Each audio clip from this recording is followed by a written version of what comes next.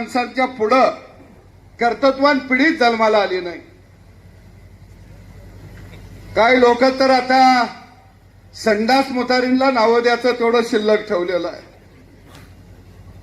प्रत्येक बातमीतील घटनेच्या वास्तविकतेची तुलना थेट पाहत रहा सांगली अपडेट।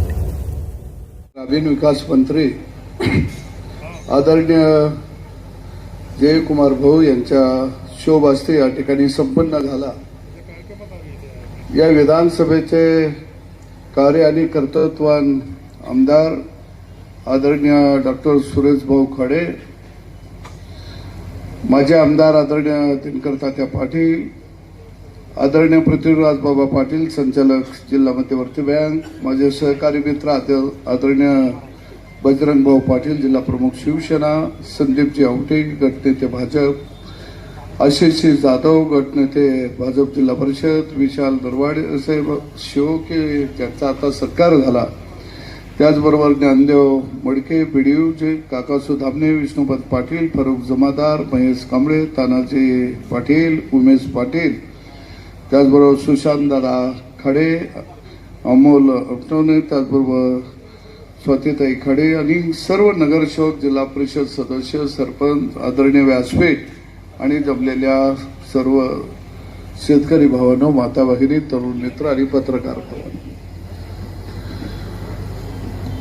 मिरज पंचायत समितीच्या प्रशासकीय इमारतीचा आज या ठिकाणी उद्घाटन सोहळा संपन्न झालेला आहे। 2019ला आदरणीय खाडेभाऊंनी या इमारतीला राज्य सरकारकडून मान्यता घेतली आणि त्यानंतर वेळोवेळी निधी या इमारतीसाठी त्यांनी मंजूर केला आणि टप्प्याटप्प्यानं इमारतीचं काम पूर्ण झालं। आता आत गेल्यानंतर त्याचा उल्लेख बजरंग भाऊने केला। छत्रपती धर्मवीर संभाजी राजे यांच्या नावानं या ठिकाणी सभागृहाचं सुद्धा आपण उद्घाटन सोहळा संपन्न झाला। सभागृहाला नाव धर्मवीर छत्रपती संभाजी महाराजांचं दिलं। मला वाटतं की सांगली जिल्ह्यामध्ये धर्मवीर छत्रपती संभाजी महाराजांचं एखाद्या सभागृहाला नाव हे पहिल्यांदा कुठं दिलं गेलं असेल तर ते मिरज पंचायत समितीमध्ये, नाहीतर जिल्ह्यामध्ये नावं ही ठरलेली आहेत कुणाची कुठं द्यायची। पैसे सरकारचं आणि नावं यांच्या बापजात्यांची। कारण सांगली जिल्ह्यामध्ये ठराविक माणसांच्या पुढं कर्तृत्वान पिढीच जन्माला आली नाही। काही लोक तर आता संडास मुतारींना नावं द्यायचं तेवढं शिल्लक ठेवलेलं आहे आणि गोष्ट खरी आहे। वाळवा तालुक्यामध्ये Krantisinh Nana Patil food technology college Bajrang Bhau मी कृषी मंत्री असताना मंजूर करून घेतलं आणि पहिल्यांदा गावाच्या बाहेर क्रांतिसिंह नाना पाटलांचं नाव देण्याचं काम आपल्या महायुतीच्या सरकारनं आम्ही त्या ठिकाणी केलं। पण त्या क्रांतिसिंह नाना पाटलांचं महाविद्यालयाला पहिल्या टप्प्यामध्ये आम्ही 50 कोटी दिलं आणि नंतर सरकार बदललं, भिकारवाडा आला राज्यामध्ये सत्तेवरती आणि त्या भिकारवाड्यानं, त्याला भिकारवाड्याच म्हणायचा, त्या भिकारवाड्याने 1 रुपया दिला नाही। तो कॉलेज रद्द करण्याच्या दृष्टीनं पावलं टाकले, पण देवाभाव परत मुख्यमंत्री झाल्यानंतर त्या कॉलेजला 25 कोटी रुपयाचा निधी दिला आणि काम पूर्ण केलं। अरे ग्रामीण विकास मंत्री त्यांच्या खात्याअंतर्गत जिल्हा परिषद पंचायत समिती येते, मंत्री महोदयांचा कार्यक्रम ठरलाय, मग यांना एवढं गडबडीत नारळ फोडण्याची गरज काय होती? पण काय हरकत नाही खडेभाऊ, काम आपण करूया। आपल्याला बी एवढं नारळ फोडायचं रान उरकं ना, आपण ही स्पेशल गडी ठेवली ती नारळ फोडायला, फोडून देते. अरे आम्ही का मागतो, गड्यानं तुम्ही नारळ फोडा. आणि म्हणून निश्चितपणानं राज्याचा विकास हा देवाभाऊच्या नेतृत्वाखालील सरकार करत आहे, म्हणून ह्यांना नारळ फोडायची संधी मिळत आहे. कारण या जिल्ह्यामध्ये 20 वर्ष काँग्रेस आणि राष्ट्रवादीची सत्ता होती. 20 वर्षामध्ये तुम्ही सत्तेवरती होता, मंत्रिपदाचा उपभोग घेत होता. जे नारळ फोडायला आले त्यांच्याकडे काही काळ ग्रामीण विकास खातं बी होतं. तेव्हा तुम्हाला या इमारतीचे पायाभरणी करावे का वाटलं नाही? आयत्या पिठावर रांगोळ्या काढायला कशाला येत आहे? आणि म्हणून निश्चितपणे हीच माणसं म्हणतात. मी काय आपल्या जिल्ह्यातल्या नेत्यांचं भाषण विधानसभेतलं ऐकलं. विकास कुठं आहे? देवाभाऊचा विकास कुठं आहे? अरे देवाभाऊचा विकास बघायचा असेल तर माणूस सुद्धा मोठ्या मनाचा लागतो. कट कारस्थान आणि कपट बुद्धीच्याला कधीही विकास दिसत नाही. देवाभाऊचा विकास बघायचा असेल तर नारळ फोडायला मिरज पंचायत समितीमध्ये तुम्हाला यावं लागलं. हा देवाभाऊचा विकास आहे. देवाभाऊचा विकास बघायचा असेल तर मुख्यमंत्री पानंद रस्त्यावरनं, बळीराजा पानंद रस्त्यावरनं चालावं लागेल, तेव्हा विकास दिसेल. देवाभाऊचा विकास कुठं आहे? अरे देवाभाऊचा विकास जर बघायचा असेल तर खानापूर, आटपाडी, जत आणि मिरजचा पूर्व भाग, दुष्काळी भागात जावं लागेल. आणि माळ रानावरनं जे पाटानं पाणी पडतंय तो देवाभाऊचा विकास आहे. तो देवाभाऊचा विकास आहे. देवाभाऊचा विकास कुठे जर बघायचा असेल तर माझ्या लाडक्या बहिणीला भाऊबीज दर महिन्याला 1500 रुपये तिच्या झोळीमध्ये येतं या. हा देवाभाऊचा विकास आहे. असं लय सांगता येईल. एखादी गोष्ट तुम्ही सांगा की तुमच्या काळामधला विकास कुठं आहे? तुमच्या काळामधला विकास भ्रष्टाचाराच्या खळग्यामध्ये लपलेला होता. आणि म्हणून जयाभाऊ सारखा एक कर्तव्य का ग्रामीण विकास खात्याचा मंत्री या राज्याला लाभला.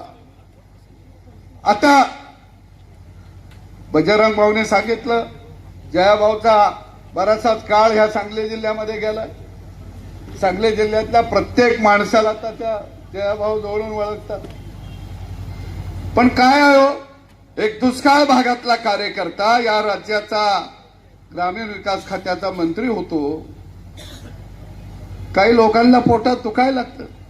कारण आतापर्यंत राजकारण हे कुठं होतं? वाड्यात होतं. आतापर्यंत राजकारण हे प्रस्थापितांच्या घरात होतं. आतापर्यंत राजकारण हे वारसदारांच्या वळचणीला होतं. पण देवाभाऊ नावाच्या माणसानं हे राजकारण गावगाड्यामध्ये आणलं आणि 18 पगड जातीची माणसं राजकारणाच्या पटलावरती उभा केली. 18 पगड जातीची माणसं नाही ठरलेलं आहे राजकारणामध्ये. आमदारक्या ह्यांना, खासदारक्या ह्यांना, सगळं ह्यांना. कारण पारंपरिक यांची घराणी आभाळा एवढी मोठी, पण त्या आभाळाला जमीन दोस्त करण्याचं काम या महाराष्ट्रामध्ये कुणी केलं असेल तर त्याचं नाव देवेंद्र फडणवीस आहे. ही सगळी वाड्यातली ह्यांना वाटायचं की राजकारण म्हणजे आमच्या बापाची जागीरदारी आहे, पारंपरिक जागीरदारी आहे. तो 7/12 आमच्या नावावर आहे. सामान्य माणसानं इतर हक्कात पेयाचं नाही. पण या महाराष्ट्रामध्ये 2014 नंतर देवेंद्र फडणवीस या माणसानं वाड पाडलं आणि गावगाड उभा केला. आणि म्हणूनच जयकुमार गोरे साहेबांचा सारखा माणूस मंत्री होऊ शकला, माझ्यासारखा माणूस आमदार होऊ शकला. आमच्याकडे काय आहे? काही नाही. गोपीचंद पडळकर काय आहे? अरे दुष्काळ भागातला कार्यकर्ता, सर्वसामान्य कुटुंबातला कार्यकर्ता, पण तो राजकारणामध्ये आला, स्थिर स्थावर झाला, आमदार झाला, बोलायला लागला. अरे ह्यो आमच्या पंक्तीला येऊन कसा बसला? आमची तर पकड राजे महाराजांचे, आमची पंगत वतनदारांचे, आमची पंगत धनदानग्यांचे.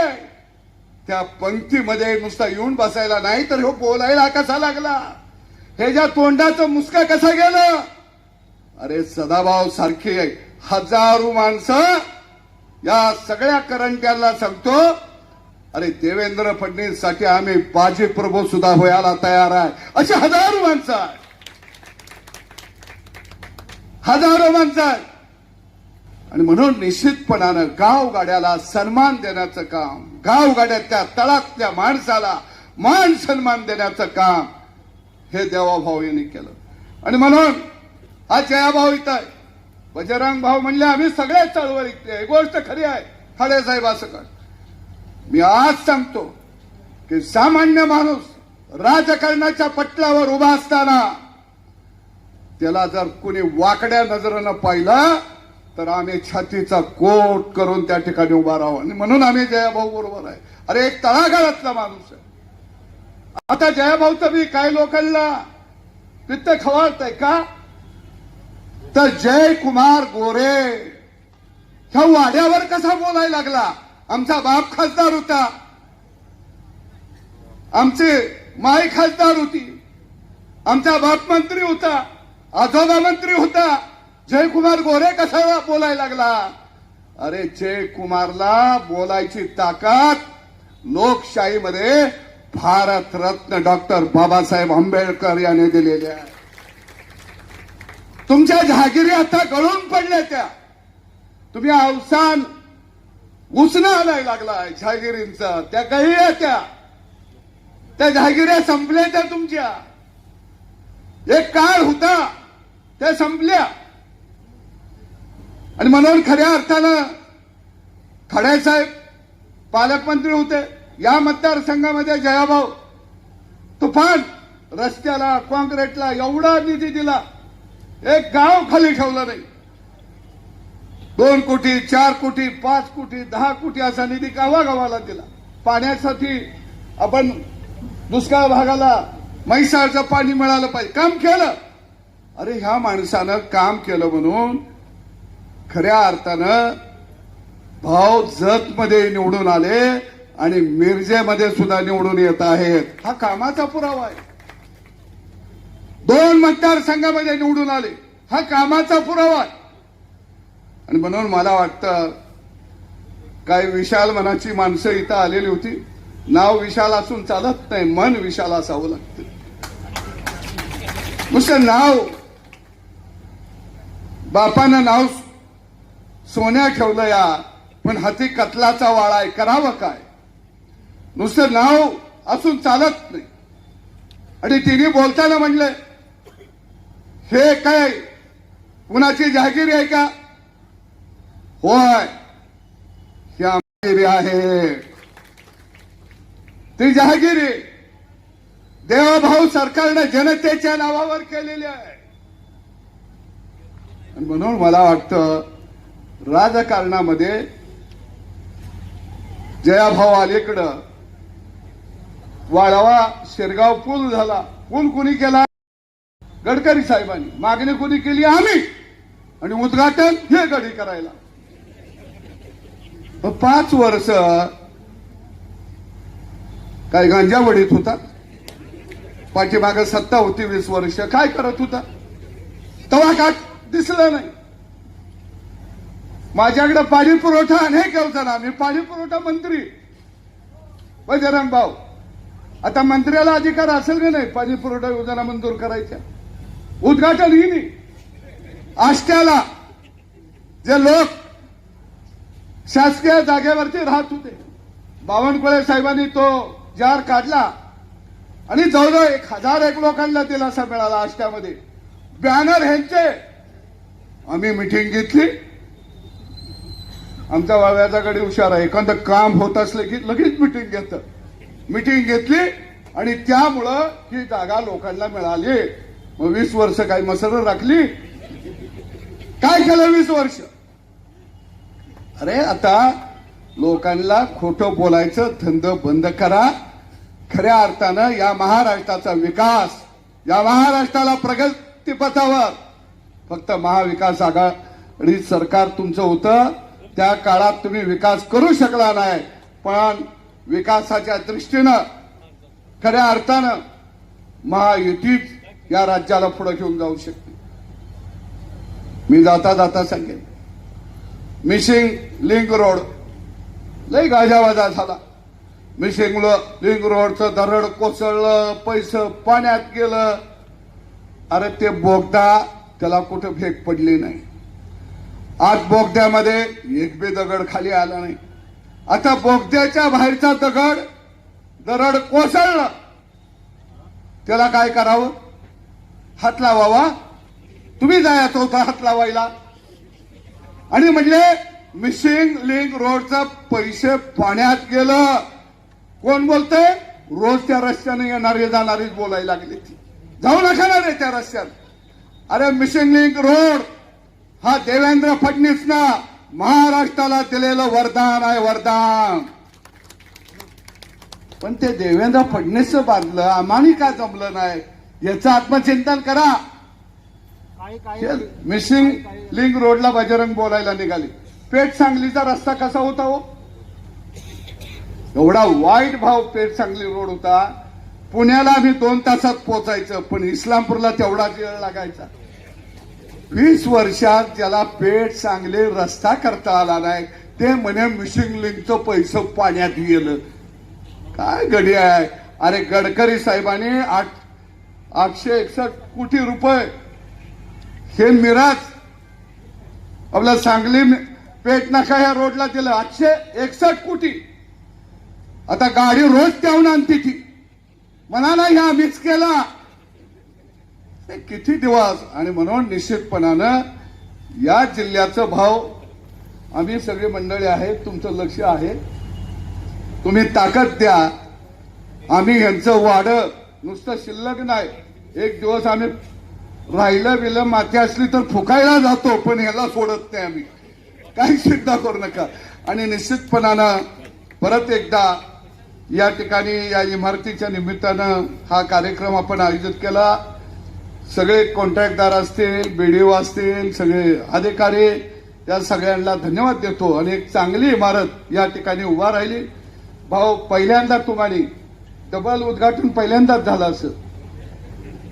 हे भाऊ आमच्या नशिबाला रोज आहे. ह्यांच्या नशिबाला एकदा आलं या लक्षात आलं का? म्हणून भाऊ मी सांगतो, त्या बाळाला जवळ घेऊ नका. काय होतंय आपल्यातलं गडी आतल्या अंगाने त्याला गोंधळायला जाते. नका जाऊ. त्याचा चेहरा तोंड बघितलं ना बजरंग भाऊ, चेहरा खरोखर त्या गड्याच्या आमच्या चेहऱ्यावर साथी आसरा आहे. त्या माणूस गेलं की पागलच होतंय. कारण ते बोलतात असं काय म्हणता हे मला माहित नव्हतं. सगळंच माहित असतंय, करायला होत असतो. आणि म्हणून मला वाटतं की आपण सगळी एकसंघपणाने जिल्ह्यामध्ये आपली आघाडी ते आपण उभा करूया. मला माहिती आहे हा जिल्हा महायुतीमय झाल्याशिवाय राहणार नाही. धन्यवाद.